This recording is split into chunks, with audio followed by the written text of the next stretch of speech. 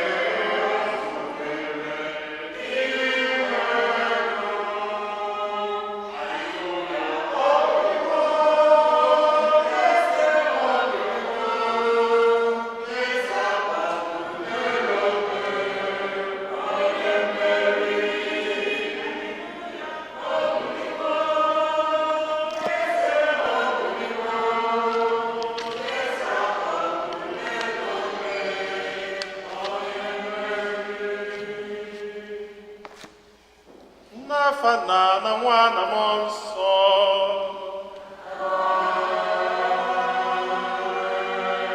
Ka ngọzi nke Onyenwe anyị Jesu Kristi na ịhụnanya nke Chukwu na ịdịkọ n'otu nke Mmụọ Nsọ na-enye dịrị unu niile.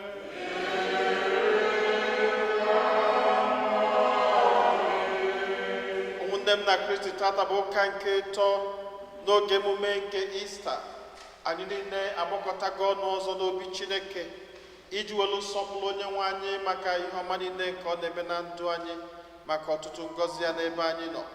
Ka anyị na-ekele Chineke maka ihe ọma ndị a niile, ka anyị na-ewerukwazi onwe anyị, ezinụlọ anyị niile na ọnọdụ anyị niile nke ụwa anụnwa na-erunye n'aka Chineke, na-ayọ nchekwaba, na-ayọ odudu na ngọzi ya.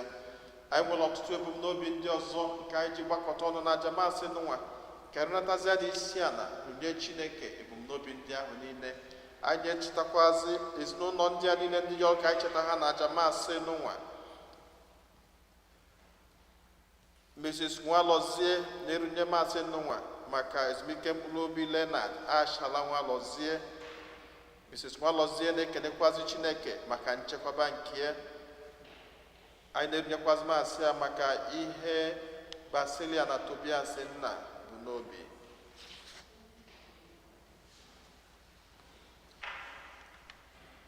Ụmụnna, ka anyị kwado onwe anyị nke ọma maka nnukwu emume nke Eucharistia nwa site n'ikwupụta njọ anyị.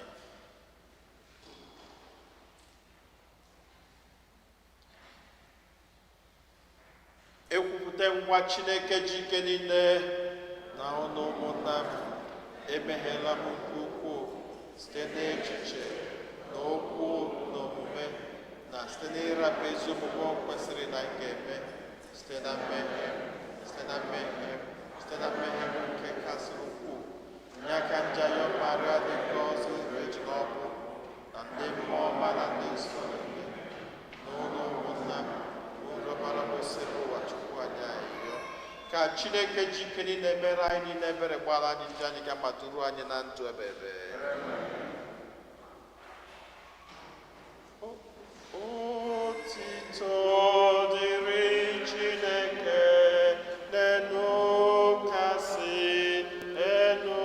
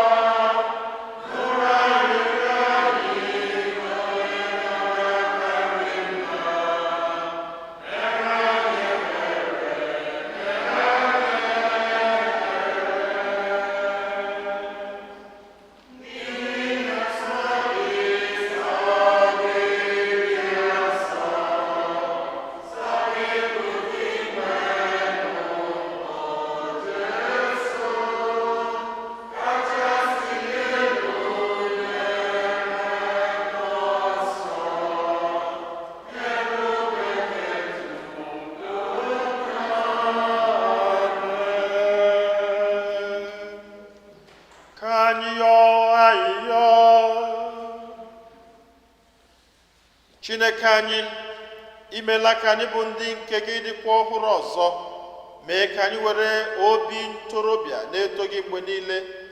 Inyela anyị obi aṅụrị site n'inyeghachi anyị otito nke ejiri gụnye anyị n'ụmụ gị.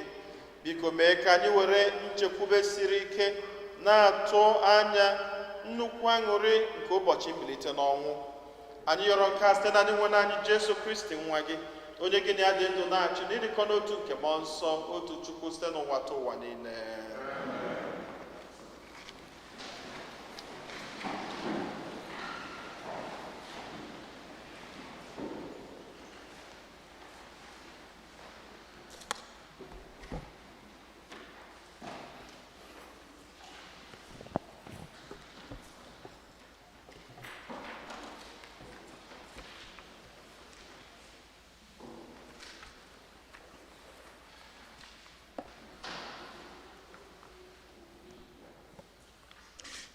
Ihe ọgụgụ ewetara n'ọrụ ndị ozi.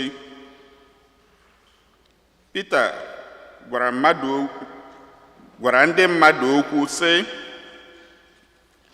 Chineke nke Abraham na nke Isaac na nke Jacob, Chineke nke nna nna anyị ha, enyere onye na-ejere ya ozi bụ Jesu otuto na ebube nke kasị elu. Unu onwe unu rara ya nye n'aka ndị isi, gọnarịkwa ya n'ihu Pilet,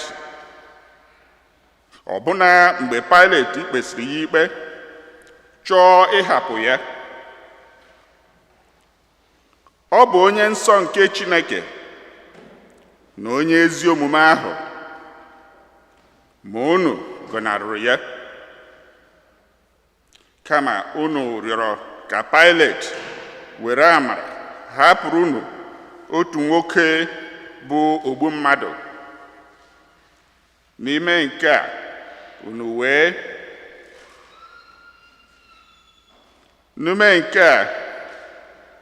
wee gbuo onye ahụ na-eduba mmadụ na ndụ.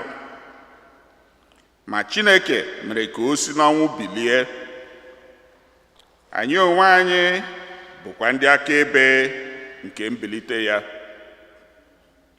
Ugbu a, ụmụnna m, amatala m na ihe unu na ndị isi unu mere Jesu, unu mere ya n'amaghị ama. N'ihi na Chineke mere ka ihe niile o buru ụzọ kwusaa site n'ọnụ ndị amụma ya niile mezuo n'ụzọ dị otu a, nke bụ na Kristi ya ga-ahụ ahụhụ.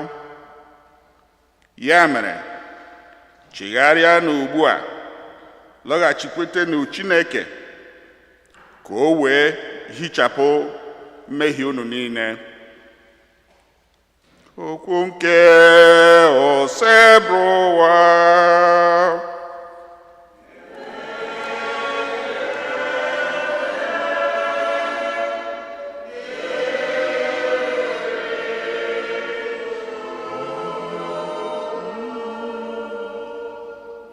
Onyenwe anyị, mee ka ihe gị chakwasị anyị.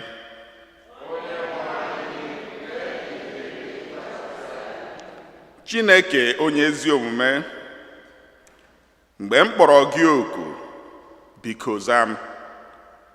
Ọ bụ gị na-azọpụta m na mkpa m. Merenụ m ebere, nụrụ olu m.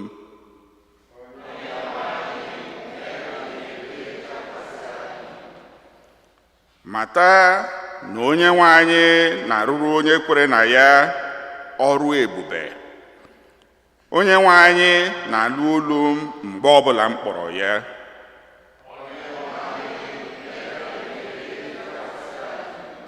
Biko Onyenwe anyị, mee ka ihe si n'ihu gị chakwasị anyị. Ọ bụ gị na-etinye aṅụrị n'obi m.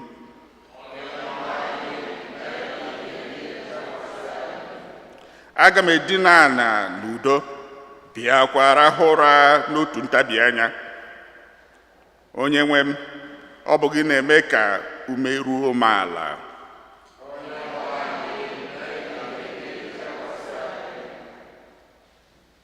Ihe ọgụgụ ewetara n'akwụkwọ ozi mbụ Jọn dị asọ dere.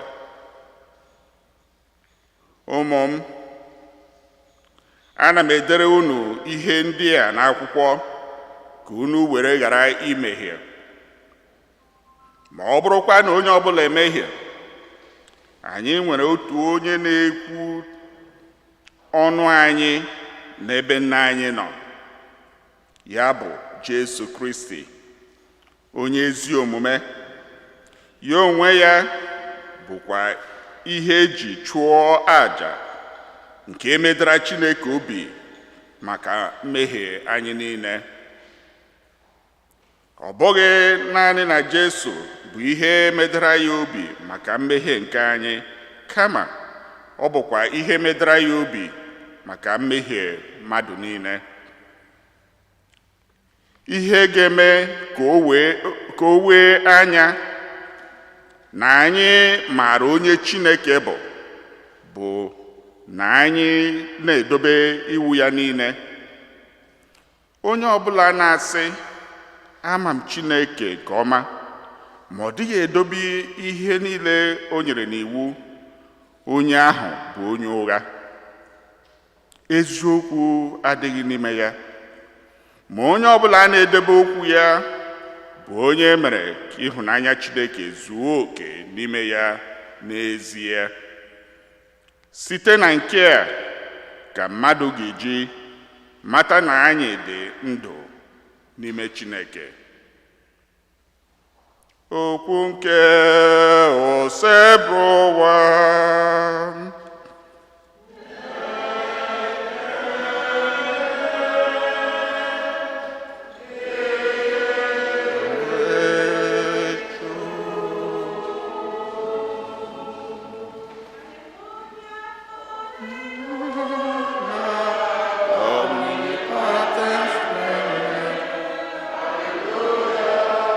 Hallelujah, praise the Lord. Hallelujah. Omnipotence reigneth. Hallelujah, hallelujah, praise the Lord. Onye nwe anyị Jesu, kọwara anyị okwu gị, mee ka obi anyị na-ekpo ọkụ nke ịhụnanya okwu gị.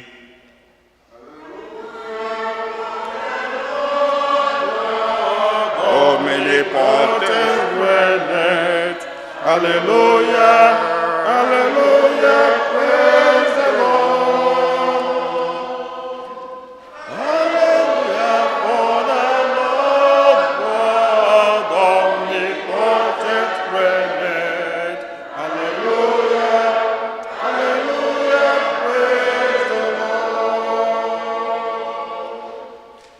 Onye nwe anyị nọ n'elu ụlọ.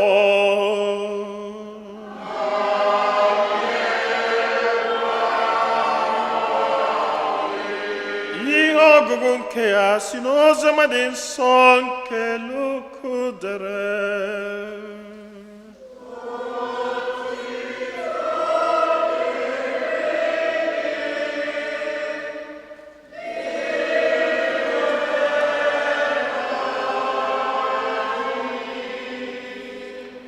Ha mmadụ abụọ wekọrọ ndị ọzọ ihe mere n'ụzọ na otu ha si mata Jesu site na nyawa achịcha ahụ. Ma mgbe mmadụ abụọ ahụ na-akọ ihe ndị a, Jesu wee guzo n'etiti ha sị, udo dịrị unu. Ụmụazụ 11 ahụ na ndị ha na ha nọ wee kụja, tụọ egwu, chee na ha hụrụ mmụọ. Ma Jesu sịrị ha, gịnị mere ụjọ ji atụ unu? Gịnị mere unu ji enwe obi abụọ? Leenụ aka m na ụkwụ m, wee mara na ọ bụ m onwe m. Matanụ, metụnụ m aka n'ahụ, wee mara na ọ bụ m. N'ihi na mmụọ enweghị anụ ahụ na mkpụrụ obi, otu unu hụrụ na mụ onwe m nwere. Mgbe Jesu kwusịrị ihe ndị a, o gosiri ha aka ya na ụkwụ ya. Obi ha wee jupụta n'ọṅụ. Ihe a wee jukwa ha anya. Ma o siri ụmụazụ ya ike inwe mkpebi na ọ bụ ya n'ezie. Ma Jesu jụrụ ha sị, unu nwere ihe oriri ọbụla n'ebe a? Ha nyetụrụ Jesu azụ amịkpọrọ amịkpọ. Jesu wee nara ha azụ ahụ rie ya n'ihu ha niile. Jesu wee sị ha, agwara m unu ihe ndị a mgbe mụ onwe m n'unu nọ, na ihe niile edere n'akwụkwọ iwu Mosis na n'akwụkwọ ndị amụma na n'abụ ọma banyere m ga-emezupụta. Mgbe ahụ ka o meghere uche ha ka ha ghọta ihe edere n'akwụkwọ nsọ. O wee sị ha, otu a ka e dere ya n'akwụkwọ nsọ, na Kristi ahụ ga-ahụ ahụhụ, sikwa n'ọnwụ bilie n'ụbọchị nke atọ. Na malite na Jerusalem, a ga-ekwusakwara mba niile nchegharị na mgbaghara mmehie n'aha ya. Unu onwe unu bụ ndị akaebe ihe ndị a niile. Oziọma nke osebrụwa.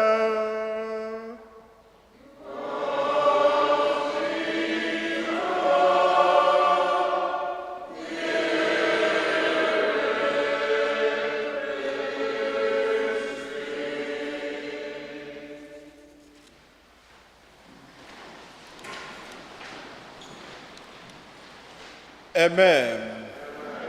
Amen.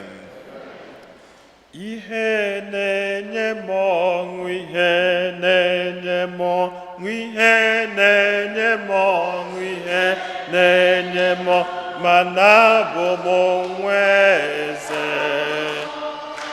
Oge ngarapụ soro nna naanị, soro nna na ihe na-enye m ọṅụ, ihe na-enye m ọṅụ, mana abụ m onwe eze. Oge ngarapụ soro nna naanị, soro nna naanị, ihe na-enye anyị ọṅụ, ihe na-enye anyị ọṅụ, mana anyị bụkwa nwe eze. Oge anyị ga-arapụ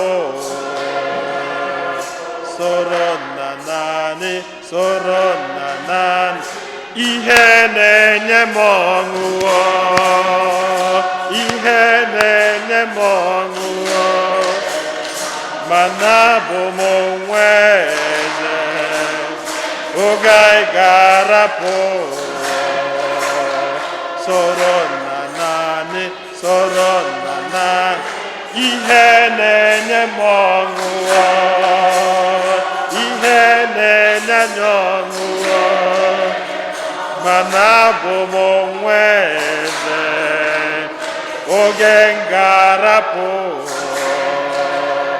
soro nna naanị, soro nna naanị kwe. Amen.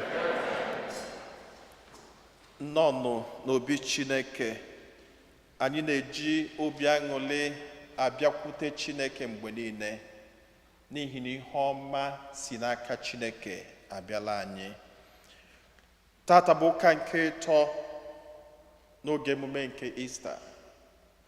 Gịnị ka Chineke na-akụziri anyị tata?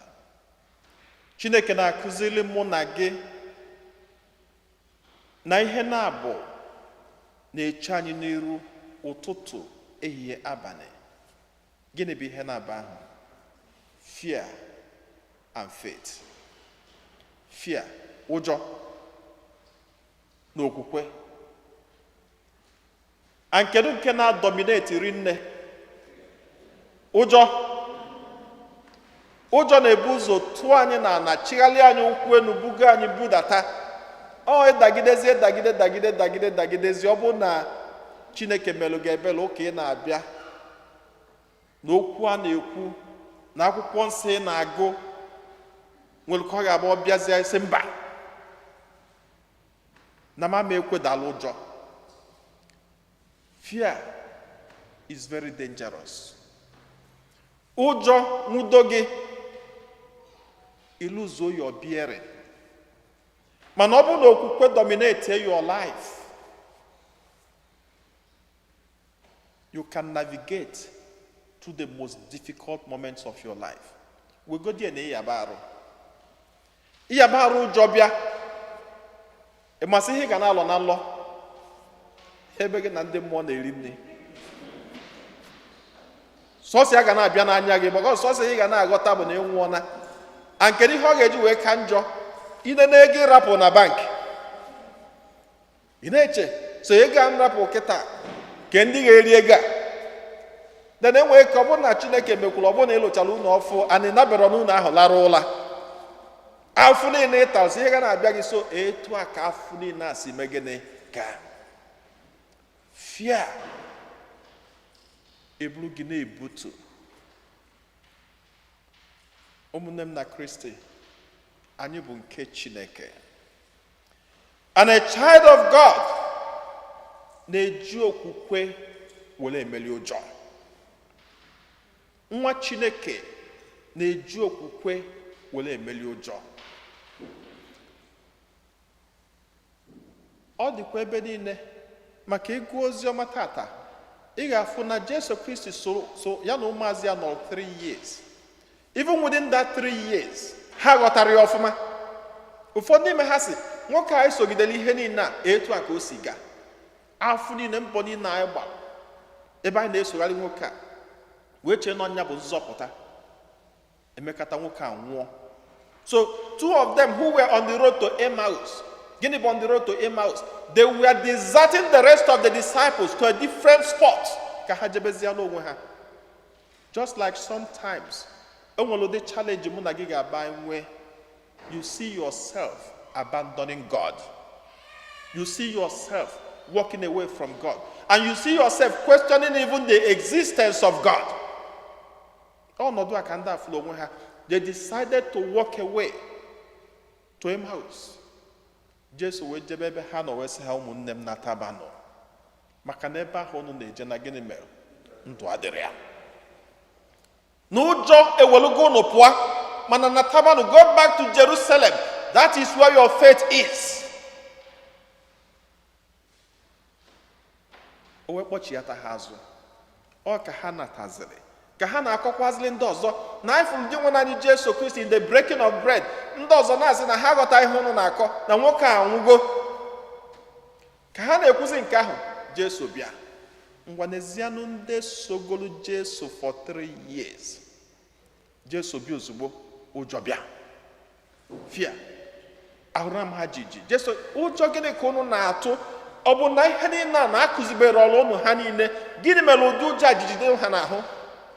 Ụfọdụ n'ime ha sị na ọ bụ ghost. To disprove na ọ bụrụ ghost, Jesu sị weta nri ka ya megene ka ya lie. Maka na mmụọ ada eri nri, mmụọ na-eri nri. Enweghị akụkọ nkọrọ ebe a sometime. Nwaanyị fụlụ di ya n'anya rinne. Mgbe di ya nwụrụ, ọ ga-efetakwa n'ini ebe di ya nọ. Nenekata ini ọ sị, hai, na agụ ga na-agụgbukwunu di ya n'ime ini ya. Kedu ihe ya ga-eme na di ya ga-adị so lonely, anọmafụ ndị na-esi nye nri ọ na-alaik, ka di ya na-alaik ofe ede. So nwaanyị pụta kwa ụbọchị ọ nọcha anọkọta ofe ụbọchị, ọ dị ya ka agụ ọgụgụ katago die, o jesi ọmalịcha ofe ede. O sicha odobelie nri, mgbe ụfọdụ sikwa rice. O ji odobe n'iru ini, jebe ahịa. Nwaanyị jebe ahịa jechaa, ọ na-anata ọbụna ofe ede na nri na rice na-emego gịnị na-elichapụ gị.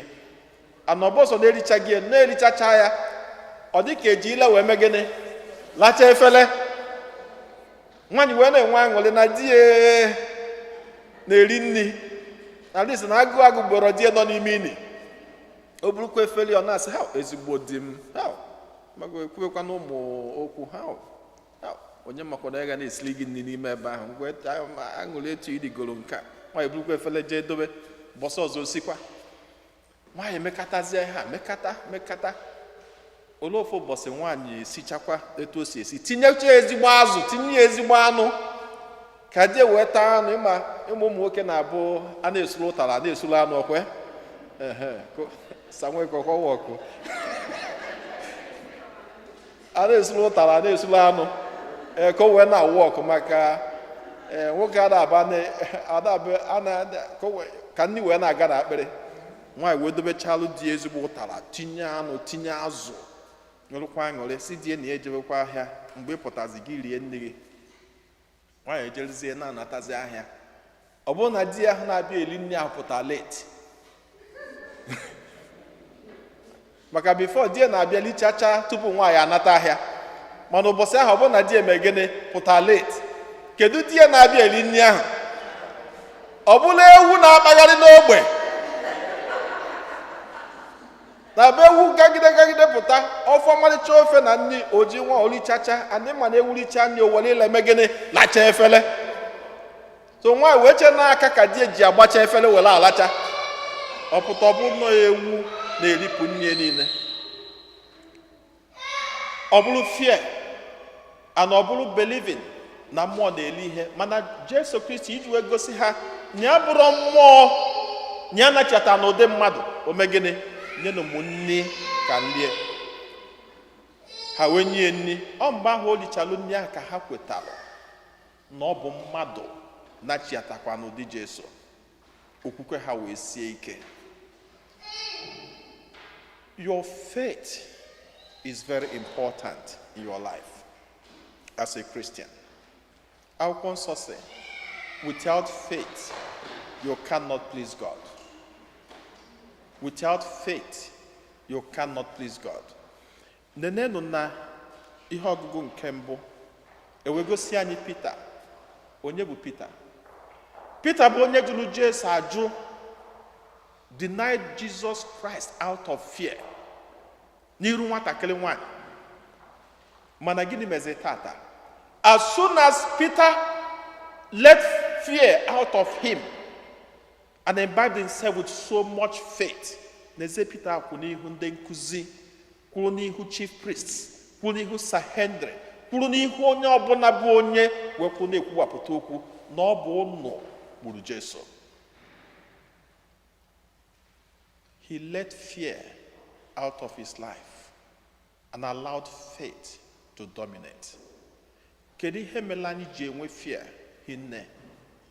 Ihe ọgụgụ nke Igbo wee gwa anyị, mgbe ụfọdụ ọ bụ maka na anyị na-anọ na njọ rinne, because we walk away from the commandments of God, and so we don't even trust the faith God has given to us. Akwụkwọ nsọ sị, you are heirs to the kingdom of God. Akwụkwọ nsọ sị, everything works well for the believer. You are a child of God. Just before I close, ihe nji kwuo na fear dị very dangerous bụ, enwelo 3 days ago on Thursday, enwere onye kpọrọ m na phone, mụ na ya na-ekwu, na-asị ya na onwe ka onu ede, ọ sị na ya nọ na hospital. O wee bụrụ onye o jechara East for burial, nachiata Lagos on Wednesday, lute Thursday, na onwe ihe na-eme n'afọ ka ya jegodo ụlọọgwụ ka o jezere, nyanwanyakwa moto wee je hospital, lute hospital, wee gbaa ya injection whatever ha gbara ya, anya wee na-atọ aka ya ọnwụbago, ọnwụ na ọma nwunye etibeziri mkpu, a na-akwụ ya ma mmiri, onye bụ onwe wee bịaba n'ụlọọgwụ. Eventually, by the grace of God, ọ dị revived. Mesizie mgbe ọ kpọrọ nwanne nwaanyị bi Ibadan na-akọzi na mba kọbebele nwanne nwaanyị wee sị ya na ya akpọbugo before na ọzara, ọsị ya na ya nọ na hospital. Ọsị oke na ihe ya na-akpọrọ ya bụ na ya lọrọ nlọ ebe mmadụ mara ya mma n'obi. Anọbụrụ ọsọ na mmadụ mara ya mma n'obi, nọ na onye amasịrị ya mma ahụ ọnwụọ, nyanwa gafetazịa na-ebe akwa na ihe ya jecha morning mass that day, na ihe a ji kpọbịa n'ụtụtụ ha bụ ka o kpekwa ekpele na ya mụrụ anụ mara ya mma ahụ bụ cousin ha. So ọ fụcha picture fụ iru onye malụ mma. So nwanne nwaanyị agwasịzịa ya, nyanwa wee sị nwanne nwaanyị na ya nọkwa n'ụlọ ọgwụ kịta, ana ya anwụchaghị anwụ, not just to not from ọnwụ ka ya si tetachi ha kịta. Nwanne nwaanyị wee sị ya ọkwa ya kwuru ekwu. Now what happened? Ịmalụgo kịta na onye amalụ mma kịta abụrụgo onye ilo forever, and ọ bụrụgo enemy number 1. So ụjọ bịa n'ahụ So my cousin only came with her. The decision and the menka. And by the time you know it, even in another way, Megane Abatianisi. Then the second part to it, Odu Jogana Tozia no one. Even on na bie or chicha gafe habiana. And if you are too chicha tree but everything will problem. And by the time you know it, your psychology, the strength in you will go down. Okucha heni na wesea. Nengo koni hai na echefu kandioka.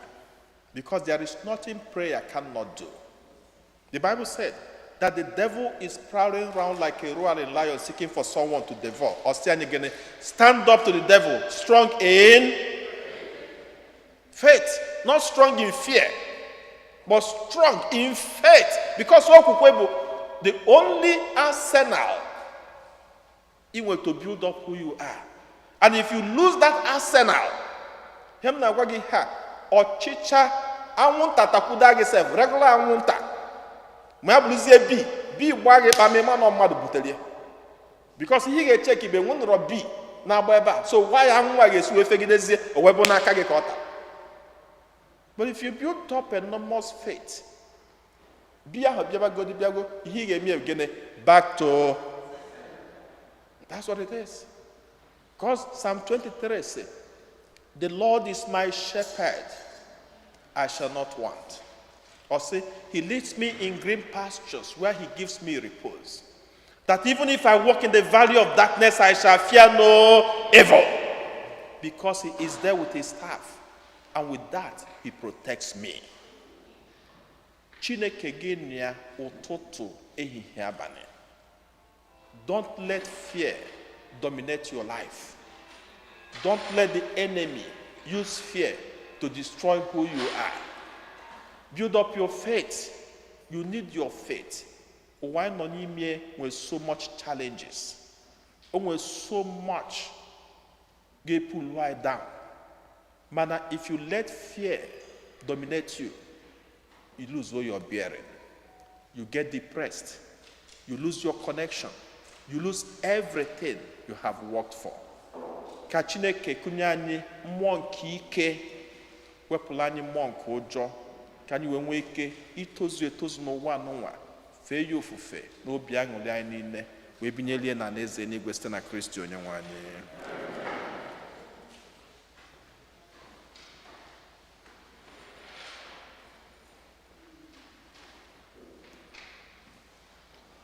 Ekwem n'otu Chineke.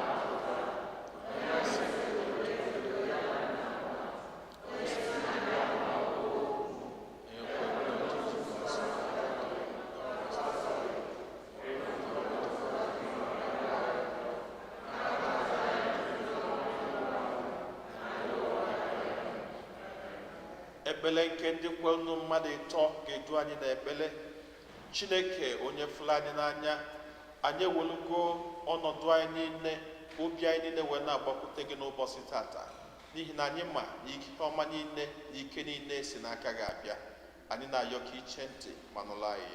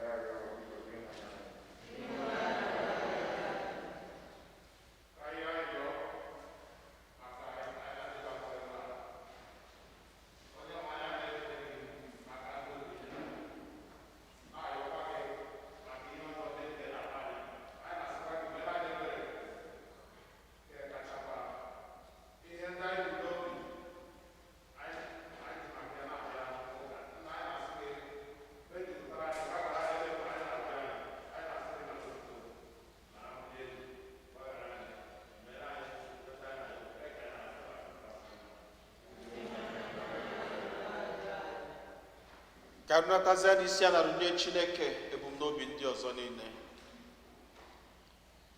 Ihe niile gbasara m na-emetụ Chukwu n'obi, echiche udo, ọganihu ka ọ na-echere m, ọ gaghị ekwe ka echiche ndị iro amara Chineke ọbara ụba n'ebe nọ. Ihe niile gbasara na-emetụ Chukwu n'obi, echiche udo, ọganihu ka ọ na-echere m, ọ gaghị ekwe ka echiche ndị iro amara Chineke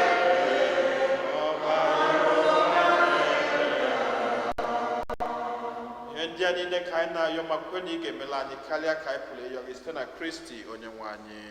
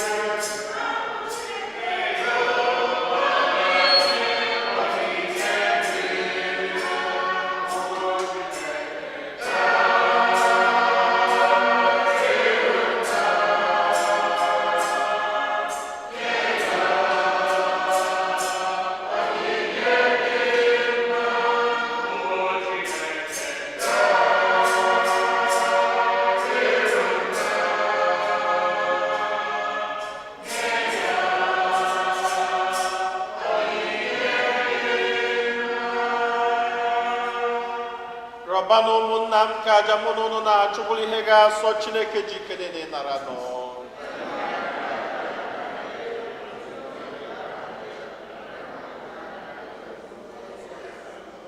Onye nwe anyị biko nara onyinye nke nzukọ gị ji nnukwu ọṅụ na-ebutere gị. Inyela anyị ihe kpatara anyị ga-eji na-enwe ụdị aṅụrị nke a. Biko nyere anyị aka iketa oke na aṅụrị nke dị ebebe. Ayọrọ nke a site na Kristi onye nwe anyị. Onye nwe anyị na onye n'ụlọ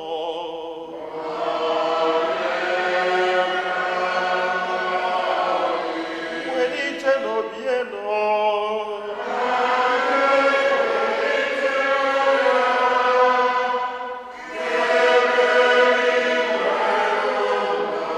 Anyị nye n'ụdị nwanne Chukwu anyị ya ekene.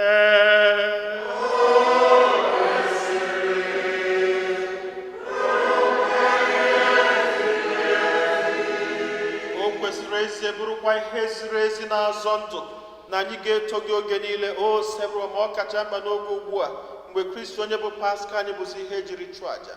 Ya bụ ezi nwa atụrụ onye kpochapụrụ njọ nke ụwa, onye jiri ọnwụ nke ya wee merie ọnwụ nke anyị bịa si na mbilite n'ọnwụ ya nye anyị ndụ ebebe.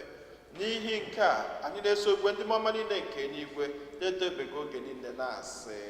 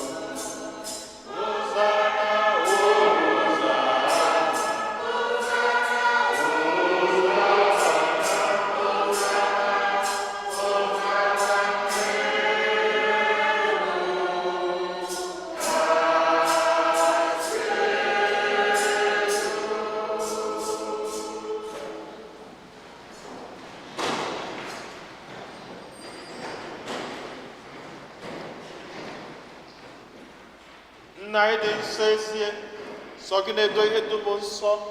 Anyị arịọ ka ido onyinye ndị a nsọ site erukwasa ha mmụọ gị ka ha wee ghọrọ anyị arụ n'ọbara nke onye nwe anyị Jesu Kristi, onye bịara tupu edu ya n'ọnwụ nke o jiri aka wee nara o were achịcha nye gị ekele na otito nyawa ya nye ya ụmụazụ ya sị, naranụ nke a rienụ ya ọnụ niile, nke a bụ arụ m nke a ga-eduru nye maka ọnụ.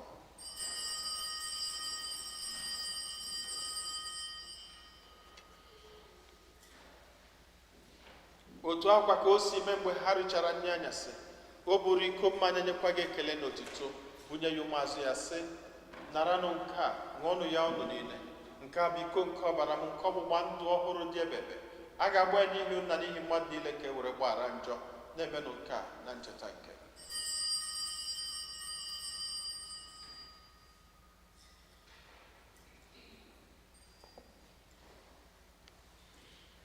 ka anyị kwupụtanụ n'ihe omimi nke okwukwe anyị na-eme ugbu a.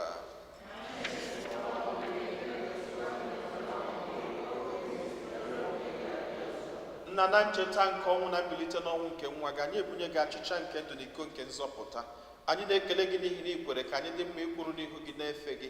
anyị ji ume a na-arịọ ka anyị bụ ndị na-anata arụ n'ọbara nke Kristi bụrụ otu site na njikọ nke mmụọ nsọ. Nna, cheta nzukọ gị gazuru ụwa niile, merụ ka ịhụnanya gị jupụta ya. Gọzie pope anyị bụ Francis na bishọp anyị bụ Nicholas na ndị ofe ọlta gị niile. Chetakwa ụmụnne anyị ndị ji okwe wee gaa n'ezumike nke ọnwụ. Kpọbata ha na ndị ọzọ niile nwụrụ anwụ n'ihe nke ebube gị. Biko meela anyị niile ebere. Ka anyị soro Virgin Maria dị ngọzi nne nke Chukwu na ndị apọstụl na ndị nsọ gị niile ndị mere uche gị n'ụwa wee keta ndụ ebebe. Ka anyị sorokwanụ ha na-eto gị na-edo gị ebube site na Jesu Kristi nwa gị.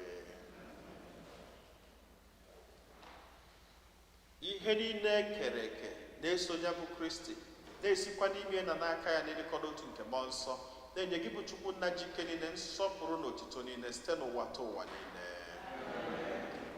Nna anyị nọ n'eluigwe,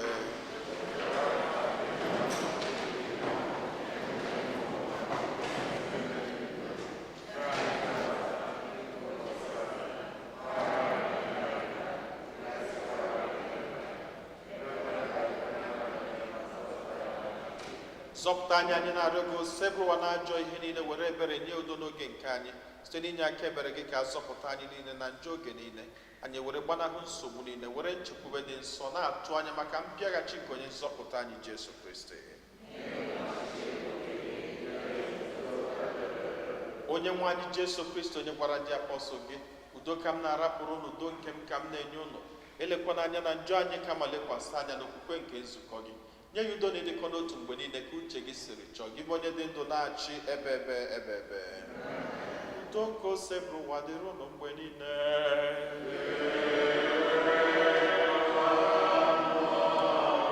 Nyerịta n'onwe unu ekele nke udo.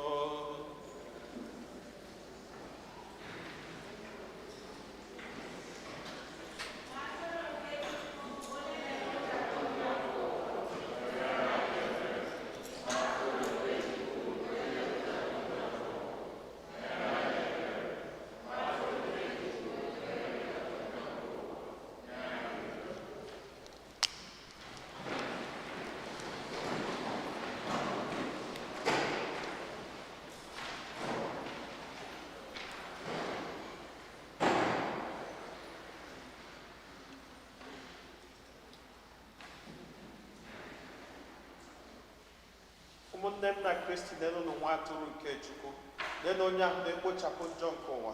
Anyị niile nwekwa onye isi ọma bụ ndị akpọrọ iri nke nwa atụrụ Chineke.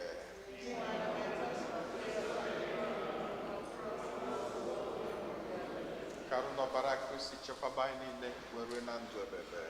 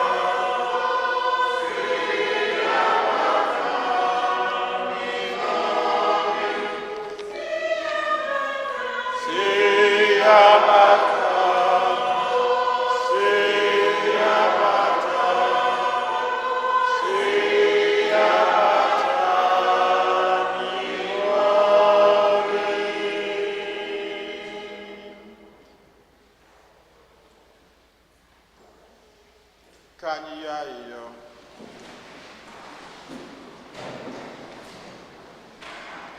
Onye nwe anyị, were obi ọma gị lekwasị anyị bụ ndị nke gị anya. Ọ masịrị gị ime ka anyị dị ọhụrụ ọzọ site n'ihe omimi nke a dị ebighị ebi.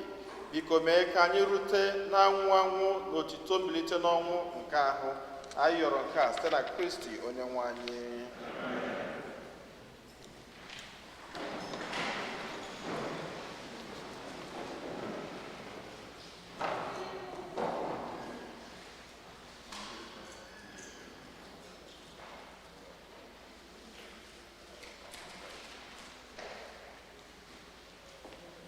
Otito dịrị Jesu. Otito dịrị Jesu. Otito dịrị Jesu. Unu ma na it was just about a year ago otu Igbo anyị rapụrụ anyị wee jekwube nna anyị bi n'igwe bụ Leonard Achala Nwalọzie. Ndị bie bịara ụka, nwunye na ụmụ ya na ikwu na ibe. So aga m asị ka ha kwụrụ ọtọ church warden ka ị bịa nata fa ifefa ji wee bịa ụka fa kwụrụzie ọtọ ka fada wee gọzie fa. Dịkwa ya.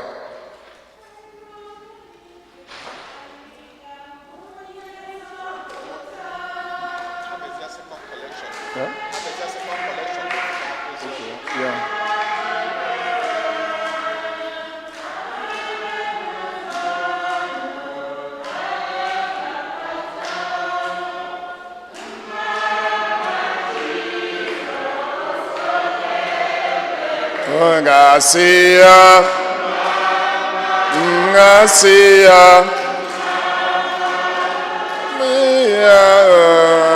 ma onye nwanyị imela,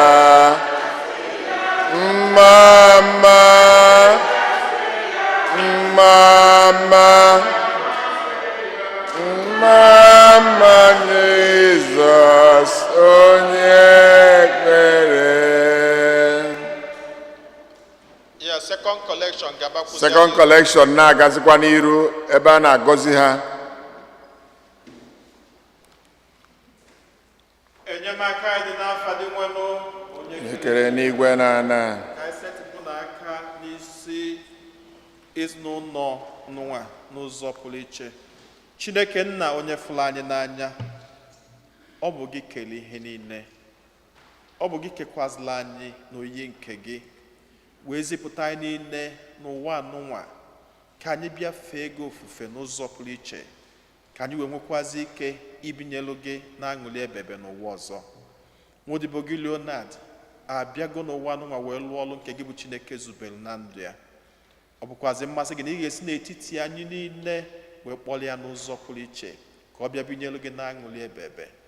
Anyị na-ayọ enwekwa n'ụzọ ọbụla nke o si mejọ gị nke ga-eme na ọma afụ gị iru na iru. Anyị ji obi ọma ma welukwazi obi ịfụnanya nke anyị ji gbakọta n'ebe a wee fichaa ọtụtụ njọ ọbụla nke ga-egbochie izute gị bụ Chineke na oyi nke gị. Anyị na-ayọ ka ị bịazie gọzie ezinụlọ ya, gọzie ụmụntakịrị ya, gọzie nwunye, gọzie ikwu, gọzie ibie. Bịa na-akasị ha obi mgbe niile, bụrụ Chineke ha, bụrụ di ha, bụrụ nna ha, bụrụ ihe ọma niile nke ga-abịalụ ha. Ha ji okwukwe wee bịa izute gị n'ụbọchị tata, n'ihi na ịgwala anyị n'akwụkwọ nsọ sị na ọ bụ na anyị nwere okwukwe na anyị ama emenata ihe dị gị bụ Chineke mma. Ọ bụ okwukwe a ka ha ji bịakwute gị, wee na-ayọ ka irukwasa ngọzi gị n'isi ha niile dịka igiri gị n'afa Jizọs Kraịst onye nwe anyị.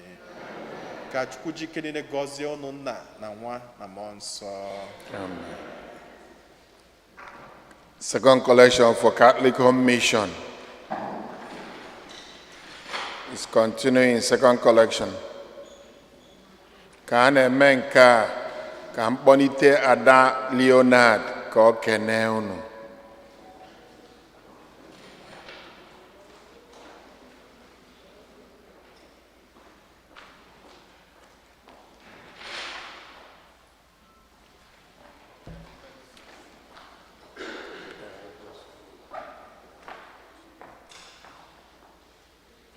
Good afternoon. Today, we, the family of late Leonard Walozi, have come to thank God for his first memorial service. He was a loyal member of this church and contributed to its development to the best of his ability. It has been a year since his passing, and we first and foremost thank God for giving us the strength to get through this difficult time. We thank Father Cosmos, the chairman of the Igbo community in St. Fortunata, Engineer Weke, and all members of the parish for their enormous support, the show of love, and prayers to our family all this while. May God bless you and reward you all. Thank you.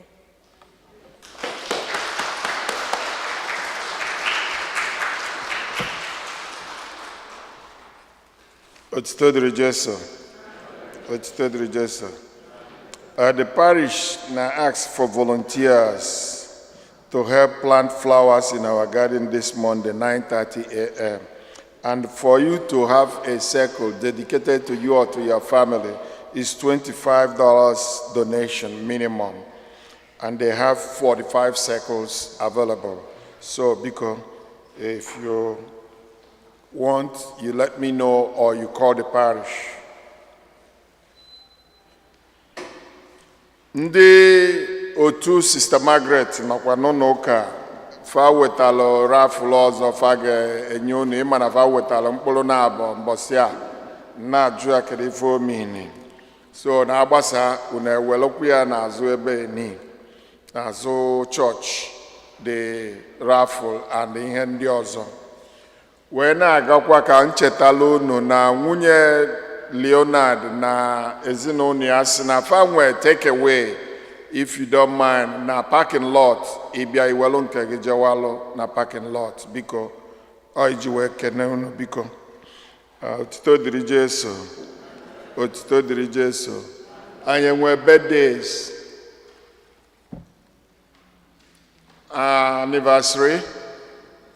anniversary oh birthday oh okay come on stand up.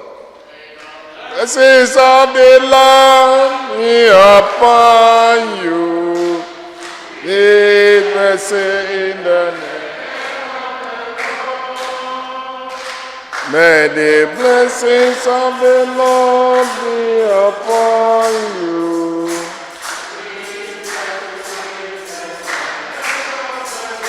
Happy birthday to you. Happy birthday to you. Happy birthday, dear brother. Happy birthday to you. And well, anniversary. Otito dịrị Jesu. Anniversary? Huh? Oh, Ndiofo, do we have new people?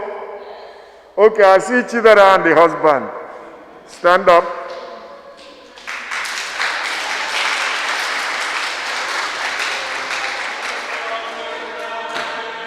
And the Lord, you are welcome in the name of the Lord. I can see you, the glory of the Lord. Welcome in the name of the Lord. Dichidela we buka okoro makande amari afuma otito dịrị Jesu. So I wish all of you a very beautiful Sunday. Onye nwe anyị na onye lụnọ.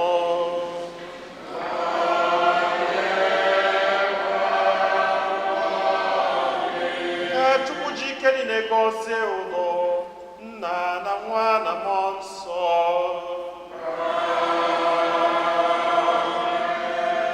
Naba n'obi sagbusigo.